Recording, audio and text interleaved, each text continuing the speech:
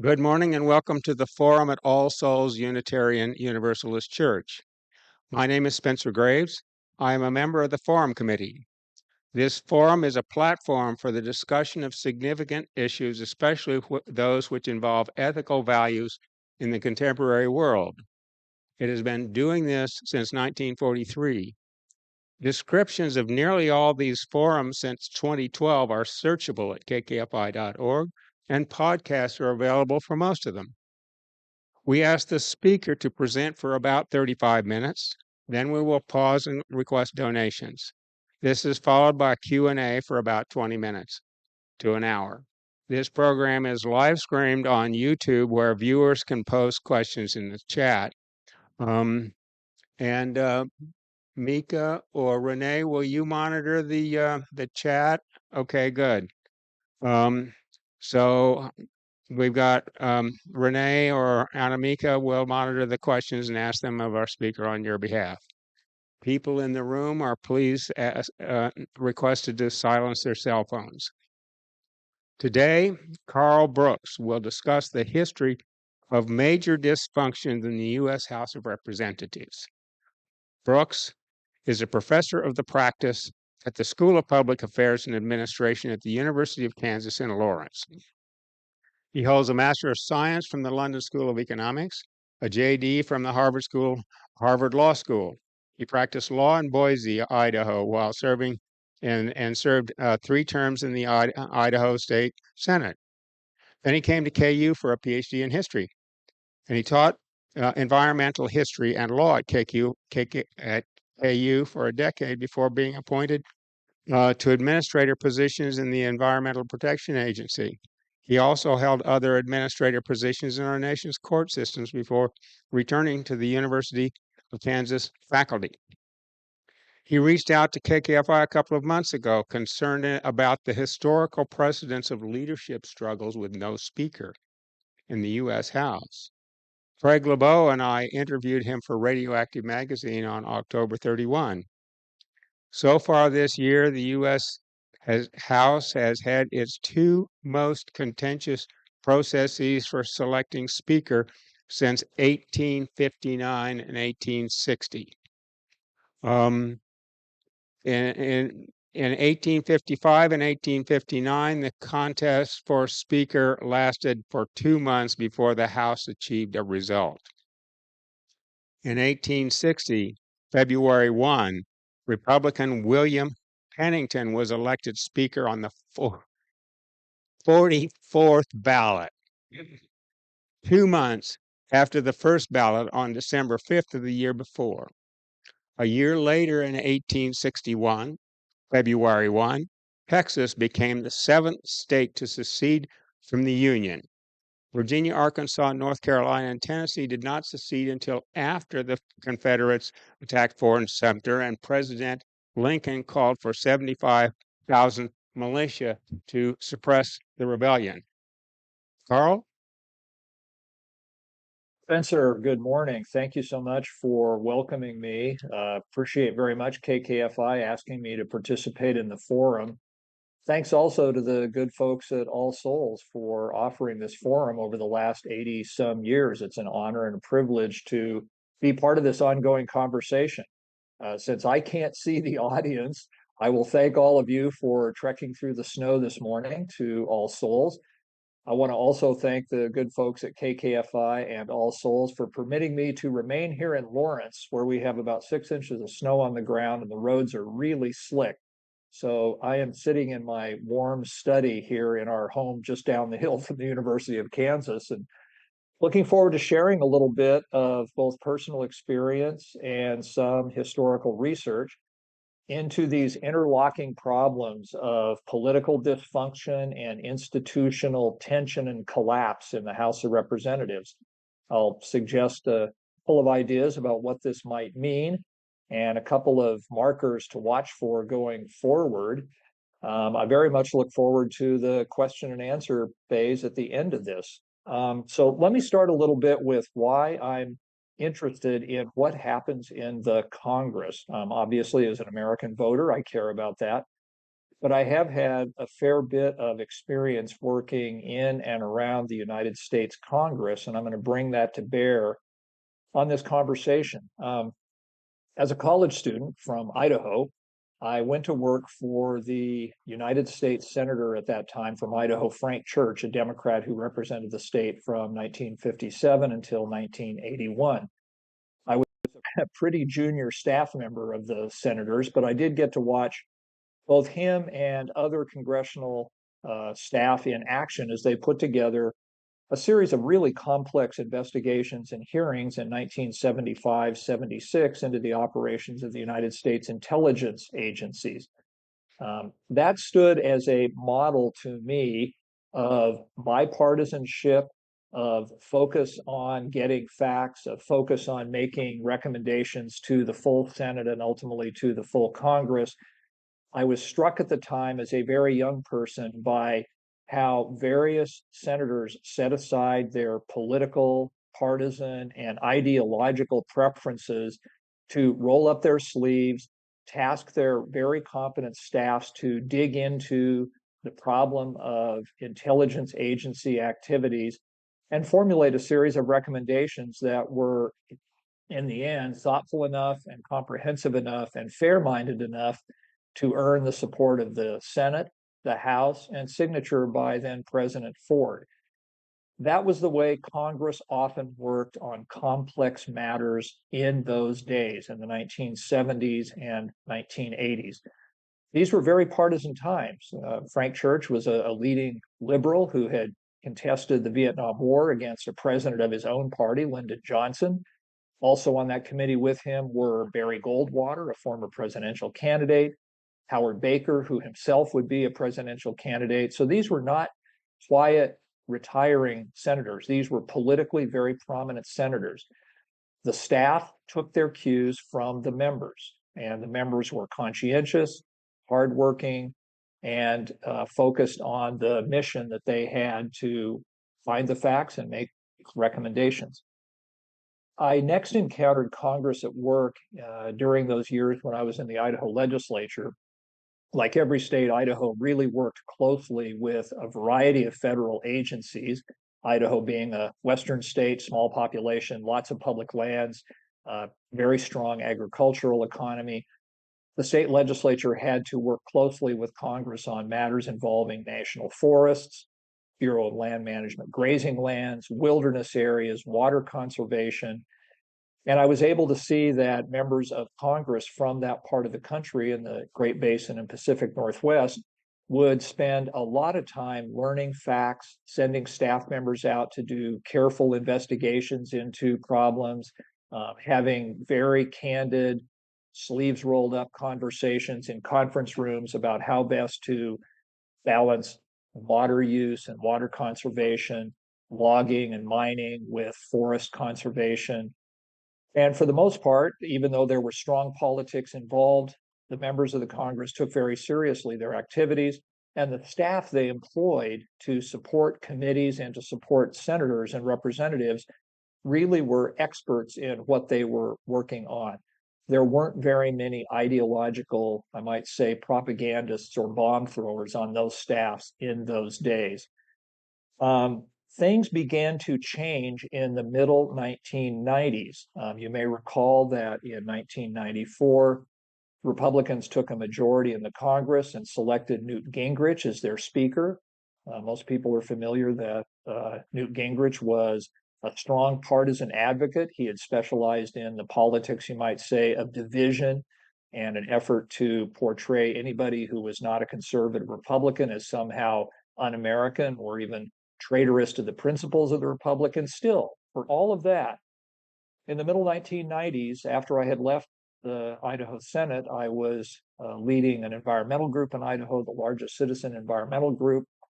We participated by testifying at several different congressional hearings out in Idaho about forest management.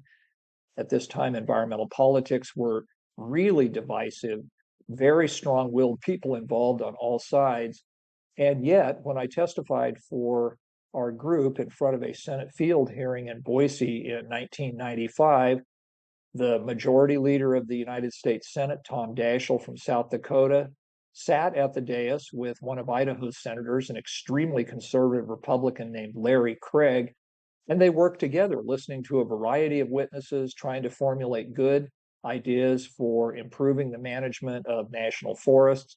It was already becoming clear that long-term drought in the forests of the Northwest was posing serious management problems. And although my group and I disagreed quite seriously with some of the ideas that Republican senators such as Larry Craig were proposing, the conversation was a conversation about how to do forest management right, what ideas deserve serious consideration, how best to make a case to the Senate or to the House about proposals for reform. That was the way things looked as recently as the middle 1990s. Now, fast forward to the decade of the teens. As Spencer mentioned in the introduction, I was appointed by President Obama to be the senior EPA administrator for our part of the country, the Heartland region. We're based in Kansas City. It's called Region 7. It includes the states of Missouri, Iowa, Nebraska, and Kansas, as well as 9 tribal nations within the boundaries of those states. At that time, I noticed that there had been almost I'd call it a sea change or a geological change in the way that Congress and especially members of Congress were working on complex, controversial topics like environmental policy. The seasoned, experienced senior staff members I had recalled from 20 some years earlier had been replaced in many cases by much younger, much less experienced staff members who had earned their appointment to senatorial and congressional staffs or committee staffs by being partisan activists, by being what you might call sword carriers in the partisan war going on both within the Republican Party and between Republicans and Democrats. Those years from 2010 to 2015, when I was leading EPA efforts in the Heartland, put me in some pretty contentious meetings with members of Congress from both the Senate and the House. Many of those meetings were constructive disagreements, but often there was a very strong partisan edge to the kinds of questions and the kinds of challenges that EPA was getting from members of Congress. And there was a tendency on the part of congressional committees to convene hearings, not so much to gather facts or to consider options for environmental policy and environmental quality, but to put EPA under the spotlight and to unearth random instances of, for example, employee misbehavior and argue that the entire agency had become corrupted or that the entire environmental protection enterprise was flawed from the start because a handful of employees hadn't managed money well or hadn't managed their personal time well. It was an attitude of gotcha politics. I remember working with the 2 administrators of EPA. These are cabinet officials who were members of President Obama's cabinet. Lisa Jackson for the first 4 years, Gina McCarthy for the second 4 years. Both of them considered trips to Capitol Hill to be both very important for the agency, but also like going in front of a hearing in which their good faith and their employees' good faith was going to be challenged right from the start. They were extremely aware that the attitude was sort of a gotcha attitude in the Congress. As a result, there was almost no constructive new environmental legislation enacted during the entire 8 years of the Obama presidency. Instead, particularly the House, but also the Senate, engaged in efforts to try to tear down EPA's legitimacy and the qualities and caliber of the people working for EPA. So I think that there were several things at work there. A number of those have culminated in the last few months as we've watched the House of Representatives struggle over its leadership. A couple of the things that were happening were that there were big changes going on in the way American political parties worked. And there were also big changes going on in the way that Congress did its job. Let me first focus on some of the changes that were happening in the Congress that I think led to the conflict over Speaker Kevin McCarthy's time in office his original election by the Republicans, which took 15 ballots back in January, led to his ouster, you might almost say a coup within the Republican Party last month, and the selection of a largely unknown, extremely conservative Republican, Mike Johnson, as the new leader of the House of Representatives and the person who is third in line to the presidency after the vice president. Here's what's going on, I think, in the Congress. First off, there is very little discipline that leaders of the majority party, in this case, the Republicans, can exert on their members of the House. Formerly, a speaker had the power to manage committee appointments and committee work in a way that produced a sense of cohesion and almost a team approach to doing legislative work. As a result, partly of the flows of unregulated money into American politics, members of Congress in the House no longer feel very much sense of team responsibility or team loyalty to the speaker.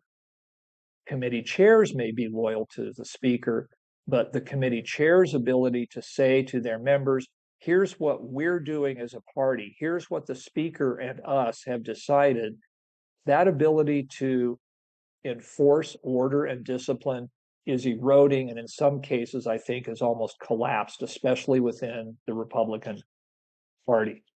Much of that has to do with the role of money and the rise of social media and the constant campaigning that members do to boost their social media profile.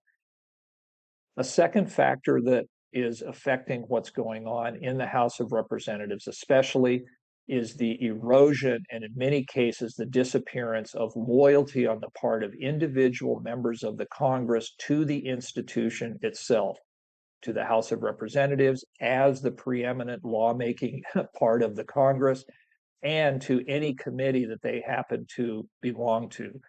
There's more a sense of members being out for themselves, of being involved in their own campaigns, their own effort to define their party's agenda, their own effort to hold agencies accountable. And so this sense that we speak for the House, we are privileged to hold a position in the people's House, has eroded substantially over the last 10 to 15 years. I only have to mention a handful of names, and I think you'll get my point. Marjorie Taylor Greene, Lauren Boebert, Matt Gaetz, Clay Higgins, other members like this who are famous almost in a sense for being famous, as they used to talk about celebrities in the 1950s, someone famous just for being famous.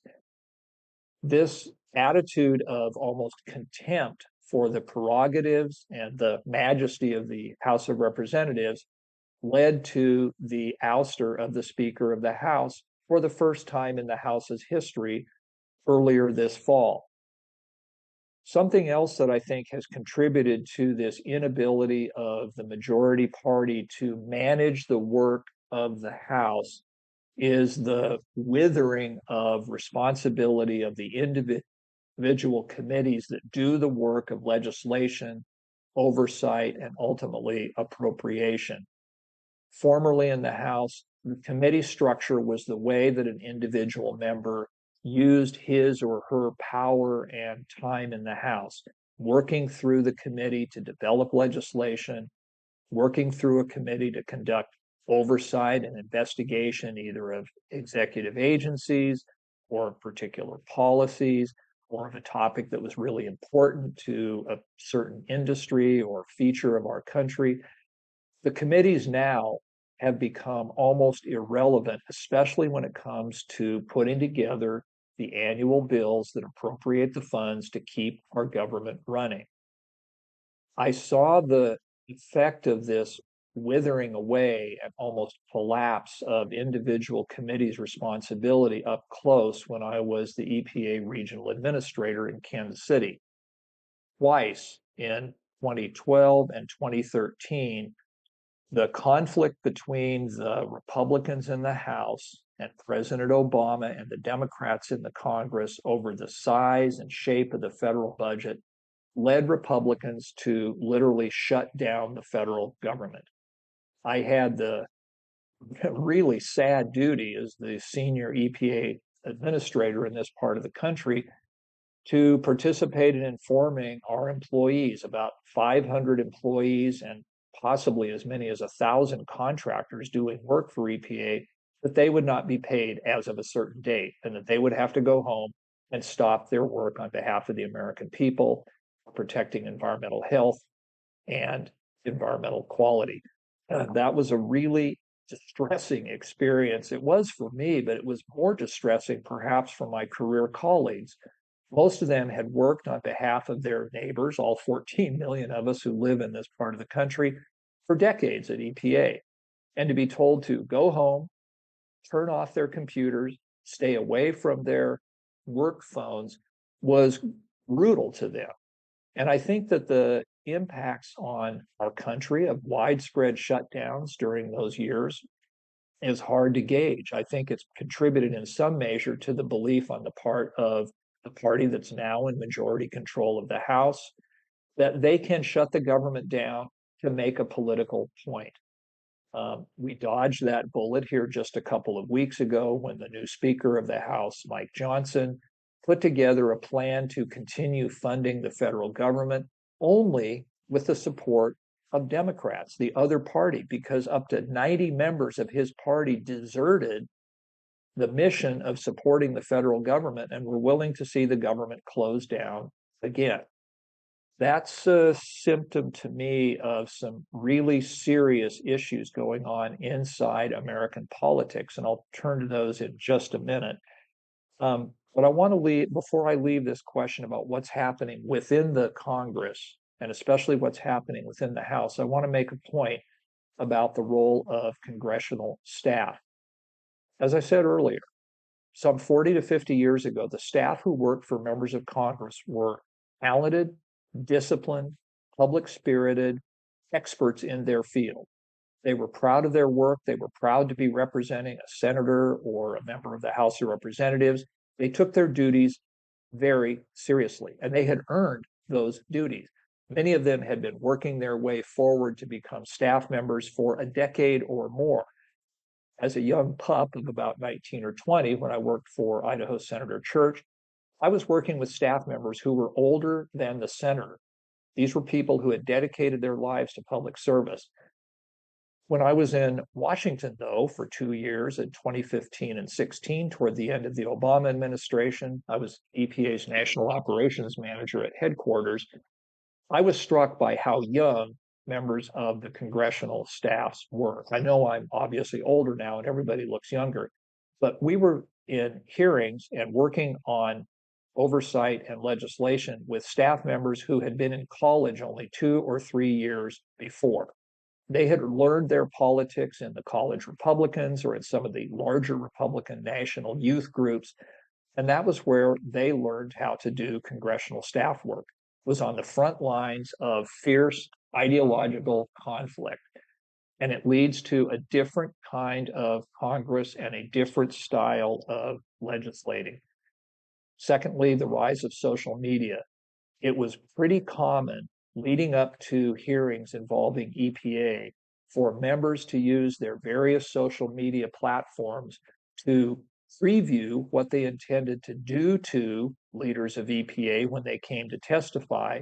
And then, almost as soon as the hearings were over, to pick out snippets of film from the conversation within the committee to show that their member was going right after EPA and making the EPA staff look like we didn't know what we were doing, or that we had something to hide, or that we were embarrassed about our performance.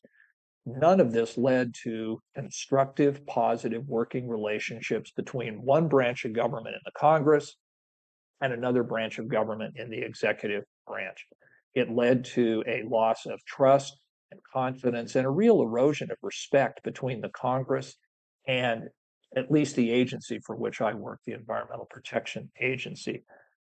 So that's a little bit of a look at what's going on with the Congress as an institution. Now let me steer a little bit to what is going on with political parties, and especially the Republican Party. Here is where I'm going to draw a little bit on my training as a historian. I taught history for about a decade at the University of Kansas before President Obama appointed me to be the EPA administrator in this part of the country and then brought me back to DC. So I'm an American historian trained here at the University of Kansas. My specialty is in history of law and history of environmental policy and law, which is, really kind of put me up against American politics over the last 60, 70 years as I do my historical research and writing. I think it was Mark Twain, famous Missourian, who once said, "History doesn't repeat, but it sure rhymes." I don't believe that some of the instances that I'm going to describe in the 15 or so years leading up to the outbreak of the Civil War in 1861 guarantee at all that we are headed into a similar period of division and intense conflict and ultimately some sort of clash or separation. That's not what I'm saying. Historians don't do predictions and guarantees. What we do, though, is look at the past for clues as to how Americans behave, how American institutions function, and the kinds of disagreements that have the potential to become fuel, kindling, and a match. And some of the things that we saw during those 15 years leading up to 1861, they were fuel, kindling, and a match. I mean, those of us who live here in the Kansas City area, both on the Kansas side and the Missouri side, very familiar with how chaotic those 15 years were between 1845, 46, and 1861. Bleeding Kansas got its name for a good reason. So here's what things looked like in the 1850s. There's been a lot of attention recently by historians to studying the problem of violence in the Congress in the 1840s and 1850s.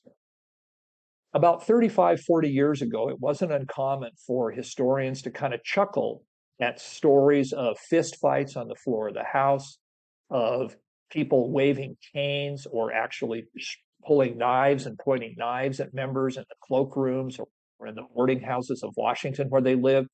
It sort of seemed to be, oh, that's just America in the 1840s or 50s. It was a violent time, and men, all the politicians were men, had to prove their manhood by challenging each other.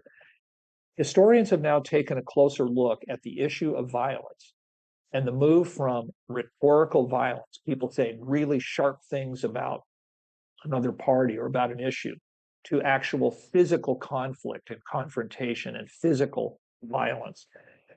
A historian at Yale University, my undergraduate alma mater, published a book a year or two ago called Fields of Blood. I urge most any of you interested in this to read it. Her name is Joanne Freeman.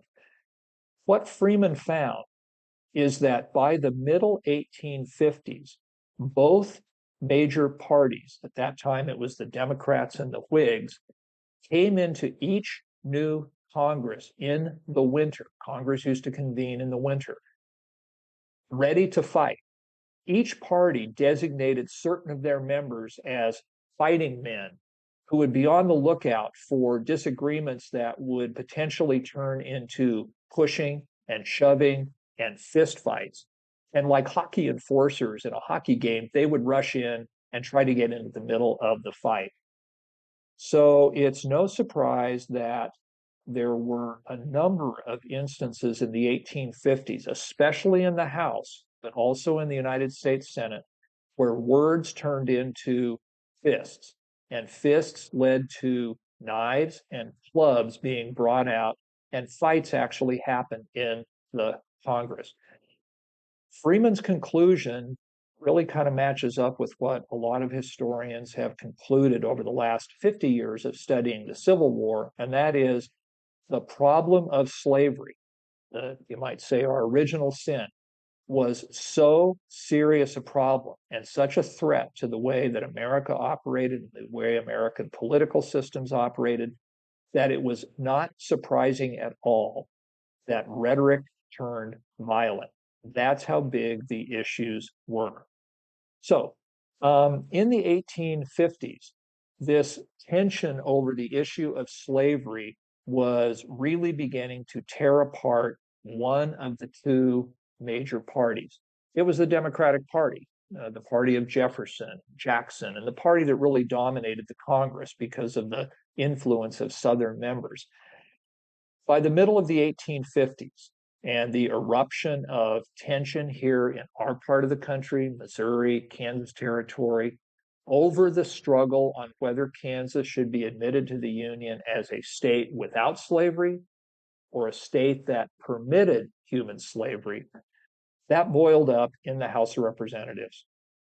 In 1855, the new Congress came to town in the winter and took over 50 ballots before a new speaker was selected. Looking back at that, historians have concluded it wasn't about personalities, it was about sections. And it wasn't so much South versus North as it was slavery versus anti-slavery. The ultimate speaker was selected was a fellow from Massachusetts who was an anti-slavery Democrat. He put together a coalition that secured him the job by just a handful of votes, a guy named Nathaniel Banks. But this was an indication that the problems in America, the problems that divided Americans, were becoming so serious that even something that used to be just a ritual, the selection of a speaker to start the new Congress, had become a battleground. So the selection of Banks in the middle 1850s probably was sort of a marker of how the temperature was rising in American politics.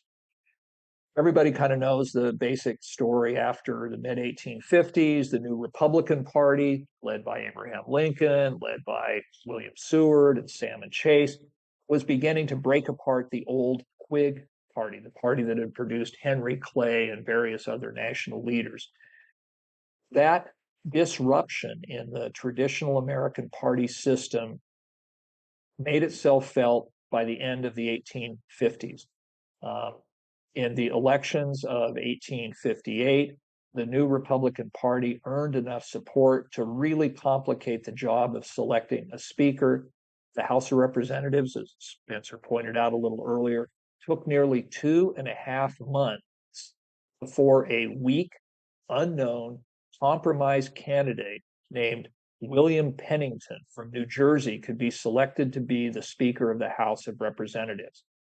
At this point, it's probably fair to say that the ability of the House of Representatives to serve as a place for Americans to debate their biggest problems, to formulate solutions to those problems, to work with the President of the United States on the solution to those problems, was disappearing. Congress instead was becoming just a battleground between pro-slavery Southerners and anti-slavery Northerners, a growing force in American politics. As a counterpart, even though we're talking about Congress, I'll observe that both in 1856 and in 1860, the Democratic Party's own internal tensions over slavery were beginning to almost tear it apart as well. Stephen Douglas, the little giant from Illinois, the guy who debated Abraham Lincoln in 1858 up and down the state of Illinois over the US Senate seat, twice tried to secure the nomination to run as the Democratic candidate for president. Both times, pro-slavery Southerners tested him, found him wanting, and the conventions that selected the speaker took a long, long time to come up with a compromise candidate. By 1860, that tension within the Democratic Party was so serious that the party split and nominated two different candidates, each claiming to be the legitimate Democratic candidate for president. Douglas finally got his nomination, campaigned for president. Another Democrat, Breckinridge, represented Southern pro-slave Democrats. No surprise, a split Democratic Party was unable to earn enough electoral votes. The new Republican Party, led by this obscure backwoods prairie lawyer named Abraham Lincoln, chose the president of the man who would become president of the United States. So even though I said earlier that politics doesn't repeat and history doesn't repeat, but there sure is some rhyming going on, let me suggest a couple of thoughts about the selection by the Republicans of this new speaker, Mike Johnson. Johnson represents a district up in Northwest Louisiana. If you've ever traveled through that region, they call Arc-La-Tex. It's where Arkansas, Texas, and Louisiana come together. you'll know that it is one of the most conservative parts of the most conservative section. Johnson represents that kind of conservatism. His positions on a whole range of American issues are so far to the extreme that the Republican Party has now committed itself to be led by a person who rose through the ranks, not because he was a great legislator, but because he was a spokesperson for some of the strongest ideological elements of extremism in the Republican Party. We'll see how that goes the next time we have to fund the federal government in January. My bets are that it'll be a complicated, difficult process. Spencer, that's kind of my introduction to the problem of congressional dysfunction. Happy to take questions. Okay, good. Well, before the questions, we will now request donations to cover the cost of the facility and the staff time needed to support the program. And Renee is going to circulate a basket here. Instructions for you've put the instructions in the chat, Renee?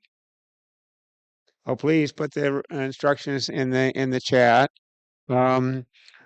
Checks can be mailed to All Souls UU Church at 4501 Walnut Street, Kansas City, Missouri, and please mention the forum in the memo line. So I've already got one question that came in to me.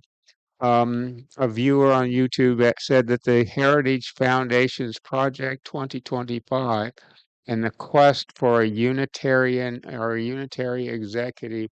I wonder if you've got some thoughts on that, Karl. I do. First off, I want to thank Unitarians for hosting this. My late mother was a Unitarian in Portland, Oregon. She was a member of what I believe was the oldest Unitarian congregation in the Pacific Northwest there in downtown Portland, Oregon. She was a proud UU, so it's an honor for me to be with a group of Unitarians. Yeah, I am familiar with that effort underway at the Heritage Foundation, Spencer. Thanks for the question from the viewer. Bottom line, this is a project that would attempt to replace the nonpartisan, expert civil service that we've enjoyed in the United States government since the days of Theodore Roosevelt over 120 years ago with a group of ideological partisans, cohort of Trumpists committed to the idea that working for Trump as president is their highest mission and really dedicated to turning upside down much of the system of federal protection of health, safety, and life, federal management of parts of the economy. This is a radical blueprint for changing the way the United States government works. There's no other way to say it than that. These folks are telling us what they intend to do, and we should pay attention because many of them are dedicated body and soul to accomplishing this kind of revolutionary change in the work of the government. Okay. Wonder if you can, a special interest of mine, if you can talk about the role of the media in the rise of partisanship now and, in the 1840s and 50s. Sure. Well, let me first put my historian hat on and say that in some ways, the media landscape that we live in now has some parallels to the media landscape in the 15 years preceding the Civil War. By that, I mean, there was no consensus national press at the time of Douglas and Lincoln and Banks and Pennington. Instead, every party, every political organization had its own newspaper and pamphlet system, so that if you wanted to curate your media by only reading from people who agreed with you, that was pretty easy to do. Newspapers were cheap, the government mailed them for free, so that there was a little bit of a reinforcement of the echo chamber of politics, so that if you were a pro-slave Southern Democrat, you could choose to read all of your media from pro-slave Southern Democratic newspapers and other publications. That's a little bit the world we live in now. You and I, who grew up at a time of Walter Cronkite and Harry Reasoner and Eric Sevareid and some of the great giants of the major media networks, though they're gone now. Instead, what we have is a completely fractured media universe with politicians, in a sense, operating as their own media centers. The sophistication and the reach of the social media presence of some of these leading members of Congress would rival what news gathering institutions do themselves. They tell their own stories, They present their own version of the facts. They reach out to their followers, and they don't just reach their congressional district in Kansas City area or central Kansas. They're reaching all across the country, so that somebody like Marjorie Taylor Greene or Clay Higgins from Louisiana, they're getting contributions from the state of Washington to the state of Florida and every place in between. So it's a little bit of a self-reinforcing media network. There is no common currency of media that we look at now. Now we choose our media, and members of Congress have exploited that. Permit me to play the devil's advocate on that comparison, though, because in the 1850s, everybody everybody kind of knew the different partisan rags, right? I mean, and so if you're watching television, you know you can watch Fox or you can watch MSNBC and get different perspectives. But if you're following social media, you may not realize that the click economy is herding you into echo chambers. Am I correct about that? I believe that you are. I'm not a media specialist, but I do think that the search algorithms that the various platform companies have invented tend to act a little bit like sheepdogs in a pasture. They herd the sheep in a certain direction. I'm not saying that we're sheep. I'm simply saying that there's kind of a herding effect going on there. And it takes kind of a literate media consumer, being aware of your power as a consumer to pick and choose things that give you a balanced diet, a balanced menu of news and facts and opinion. Just like in nutrition, if you get a balanced diet, you're going to be a better citizen. Right. Why don't you come up here for a question, or if you want, you can just shout it and I'll repeat it. Why don't you come up here and I'll ask another one while you're walking up here, okay? So I'm also interested. I've heard that postmasters in the South often refuse to distribute secessionist newspapers. To what extent did that happen? Extent did that contribute to the rise of the divisions you talked about? There was a tendency for nearly 25 years before the outbreak of the Civil War for Southern, I'll say Southern power brokers, people who ran media, people who organized political parties, to try to control and ultimately try to eliminate abolitionist and anti-slavery news from coming into the South. In many cases, a postmaster who was a political appointee could lose his job in the South if he had not scrubbed the mail for material coming in from the North or the Northwest that attacked slavery or any of the legal and economic aspects of slavery. So again, it was reinforcing this media echo chamber, which had the effect of raising the temperature among Southerners. If they couldn't read another view, they tended to just believe that what they were doing was right, and the news reinforced that on a daily or weekly basis.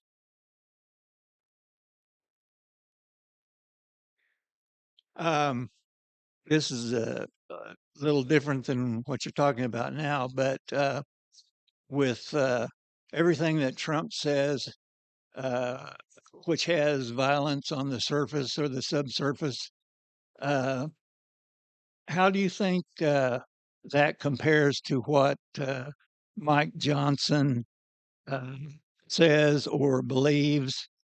Is there a connection between anything that Mike Johnson believes in terms of violence and Trump's uh, rhetoric on violence? Thanks for the question. I I would hesitate to judge any person by a handful of statements that they've made in public life. However, Johnson has been a public figure even before he was elected to political office for close to 20 years now. I don't think, like Johnson himself, wants people to fight with guns and fists, but I do think that people who share Speaker Johnson's beliefs about the way culture and politics work in America foresee that conflict is almost inevitable. If you read some of the things that he has said on his radio programs, in his newsletters, and the people around him, many of them believe that America is poised for a conflict between the forces that they see as representing truth and righteousness and what they consider to be more dangerous forces. So, yeah, there is an interplay. It's a reciprocal interplay between Trump's overt appeals to use threats of violence and the kind of vision of American politics and culture that folks coming out of Speaker Johnson's world have. I think there's a reciprocal back and forth effect there. So we have a question here. What is a great review of the issues that you've raised, um, and what do you see as effective responses? Well, I'll tell you, I would start with a book that came out. I believe it was published in about 2010 or 2012 by two distinguished students of Congress. Their names are Norman Ornstein and Thomas Mann. Ornstein is a traditional conservative, Mann is a traditional liberal or progressive. They cooperated to write a book called It's Worse Than You Think. They focused on Congress after the time of Newt Gingrich and concluded that the way Congress worked was beginning to collapse, and that the collapse wasn't a bipartisan problem, it was a one side partisan problem. In their view, the Republican Party was becoming dedicated to the idea that government itself was the problem, taking Ronald Reagan's statements from the late 70s and early 80s and basically turning them into an agenda to attack the way government worked. And the way that they were most successful was affecting the way that Congress interacted with the government. So this book by Ornstein and Mann, and Spencer, I'll put the title in the chat here. She's already Oh, has it. Okay, very good. Yeah. great. Um, Mann and Ornstein have written several later versions of that book, but that is one of the best surveys I've seen by two people who've been studying Congress for 40 years into how we ended up in a situation where a speaker can be ousted and somebody who is coming from the outer reaches of American politics can become, in some ways, the third most powerful person in American politics. So prior to the Civil War, in the 15 years before the Civil War, you said that the much of the conflict was really about slavery. Are we still dealing with race today? Is that a primary driver?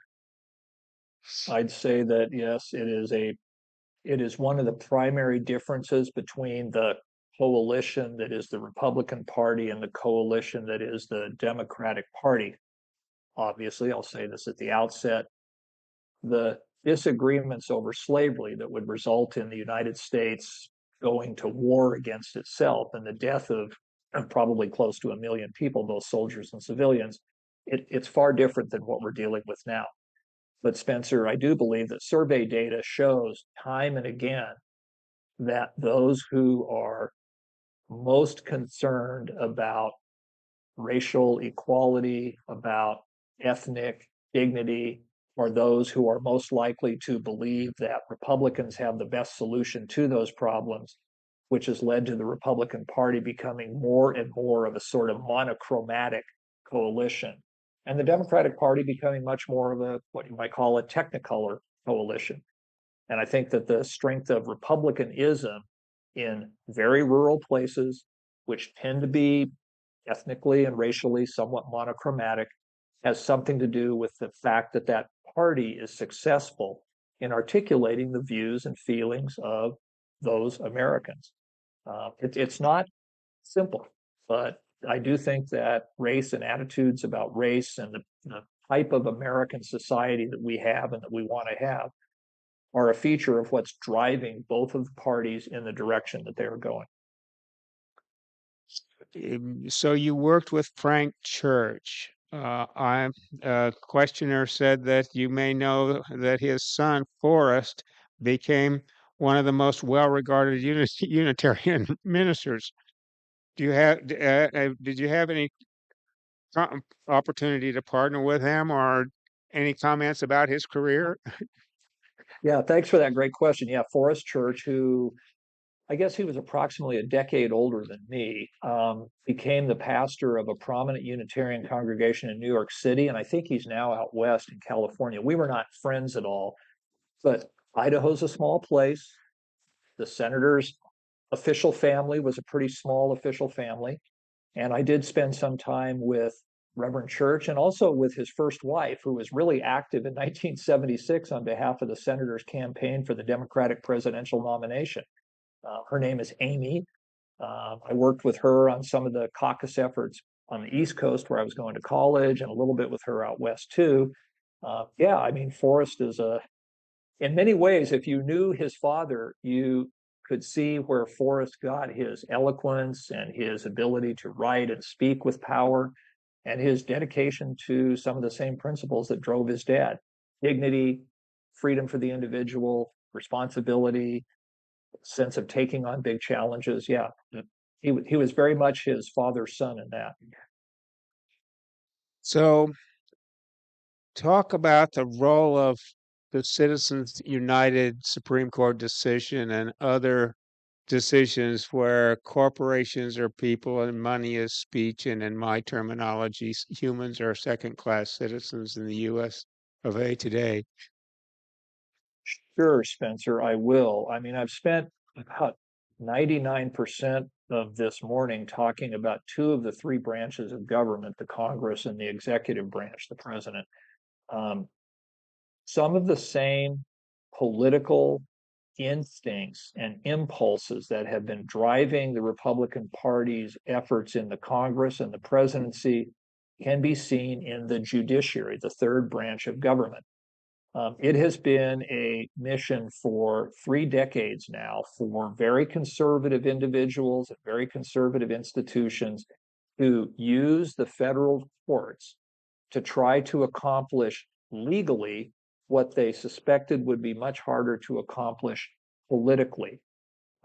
People like the current Chief Justice, John Roberts, some of the other members of the court, like Samuel Alito or Clarence Thomas, and some of the newer justices, these are people who forged their view of law and politics at a time when conservatives were beginning to take the view that government was an enemy and that the job of the conservative was to tear down those parts of the government that they thought interfered with their vision of freedom and liberty.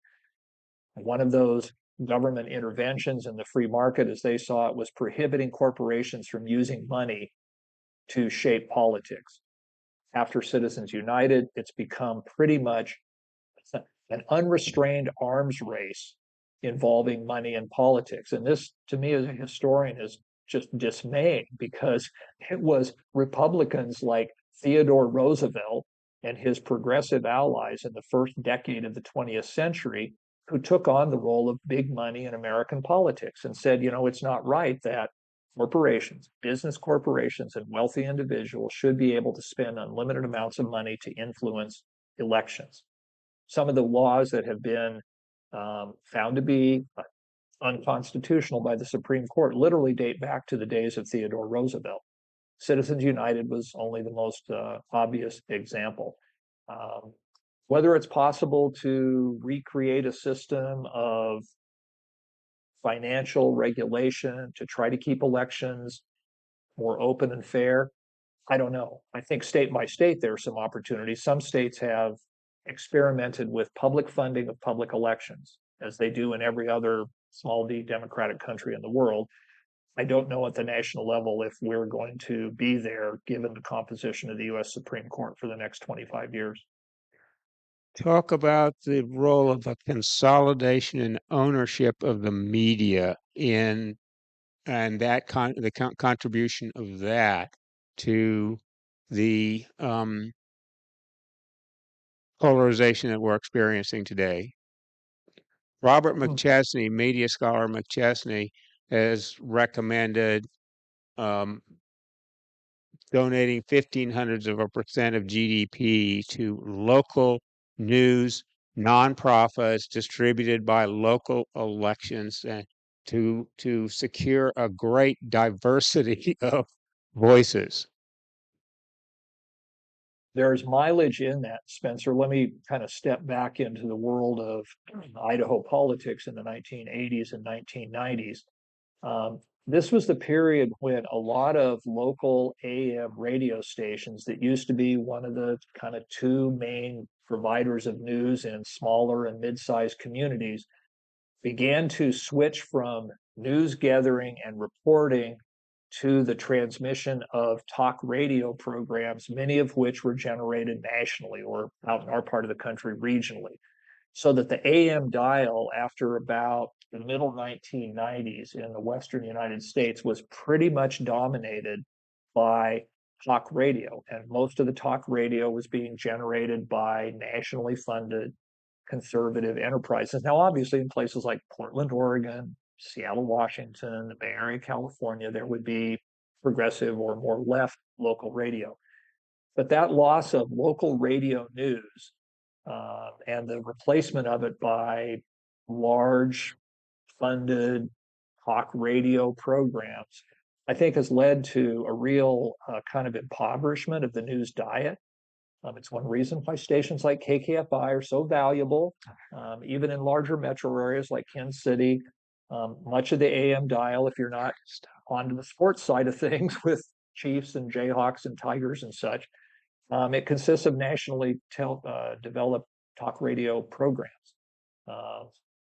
I guess the hope is that because it's relatively inexpensive for someone to launch a online news service or an online radio program, that there may be opportunities to find gaps in the system and to recreate something that looks more like a media world that we came up with 50 years ago.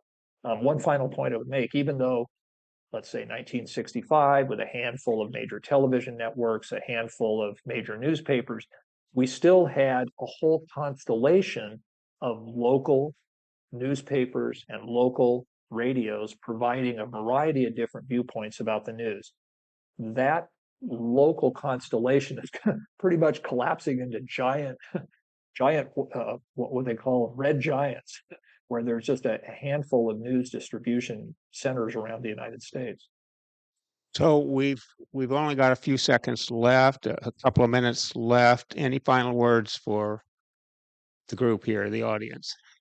Well, first off, thanks again to KKFI and to All Souls for hosting this conversation. It's a huge honor for me as a historically trained person to be part of a conversation that's been going on in Kansas City on Sunday mornings for 80 years. So I really tip my cap to the station and to the church for hosting this conversation. Second point I would make, democracy is not a spectator sport. It's a contact game. You've got to get out. You got to, do all the things that good citizens are supposed to do. Kansas City is a really vibrant community right now, politically speaking. 30 years ago, Johnson County, Kansas was the epitome of Kansas conservatism. Today, Johnson County is one of the most complicated political and economic and ethnic laboratories for democracy in this part of the country. So good chance for people who want to be active to become active throughout the Kansas City area. Just a reminder, each week's program is broadcast on KKFI at noon on Thursdays, typically 11 days later. This session with Karl Brooks will likely air December 7th, a date that shall live in infamy, at, at noon Central Time on 90.1 FM. Or go to kkfi.org and click listen. If you want to share this with others, invite them to search for the forum at All Souls YouTube Church YouTube channel at allsoulskc.org, or as I say, right, and then go to or after the December 7th broadcast, you should be able to go to kkfi.org at basically any time. Click News and Public Affairs, then All Souls Forum, and you should find it there with the podcast. Next week, Kevin Burghardt will discuss 40 years of fighting fascism and what the future holds. Burghardt is president and executive director of the Institute for Research and Education on Human Rights. Also, You are all invited to stay for church services, which begins at 10:45 in the Bragg Auditorium just down the hall here, or you can visit allsoulskc.org and select All Souls UU Church KC YouTube channel. With that, I thank our speaker and I thank our audience, and we're done. Do you have one more question? Yes. What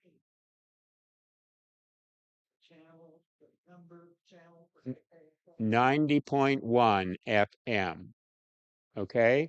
Or you can get it on any internet device at kkfi.org and click listen. Okay. 90.1 FM KKFI, Kansas City Community Radio. All right. Thank you again. Thanks, Spencer. Thanks, everybody.